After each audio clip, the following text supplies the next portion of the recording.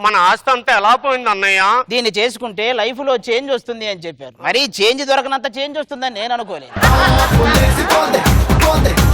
Road మీద ఎవరో అమ్మాయితో తిరుగుతున్నారట కదా. లక్ష్మి, నువ్వు బస్ స్టాండ్ అయితే నేను బస్సు లక్ష్మి. ఈ బస్సు ఎన్ని ఊర్లు తిరిగినా చివరికి ఈ బస్ స్టాండ్ దగ్గరికే వస్తది. నువ్వు ఇంట్లో లేనప్పుడు అప్పులోళ్ళు వచ్చి అల్లరి చేశారన్నయ్య. అప్పులోళ్ళు అల్లరి చేయక ఆర్కెస్ట్రా తెచ్చి కచేరీ చేస్తారా? అమ్మాయిని చూసుకోవడానికి పెళ్లి వారు వస్తున్నారు, మీరు లోపలికి వెళ్ళండి. లోపలికి రమ్మంటారా?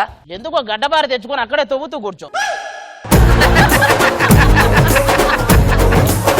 ఏమండి, ఈ ఊర్లో ఎవరి దగ్గర ఉండకూడదు, మన దగ్గర మాత్రమే ఉండాలి. అలాంటి గిఫ్ట్ కొనివ్వండి.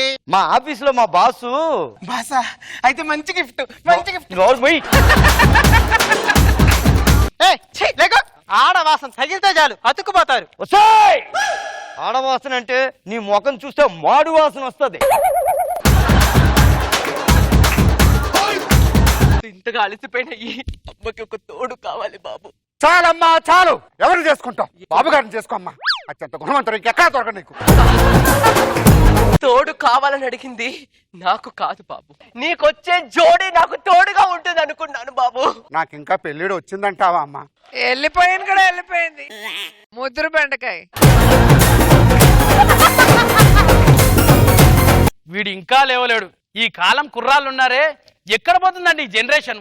ఏమైపోతుందండి ఈ జనరేషన్? అదే మన కాలంలో ఇలా ఉండేదా?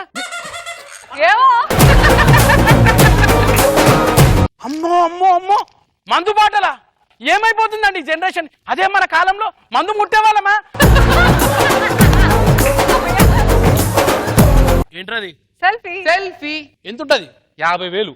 50,000. ఒక్క నిమిషం. దానికన్నా పెద్దది ఏంటది? 3 రూపాయలే అద్దం. మీ ఈటీవీలో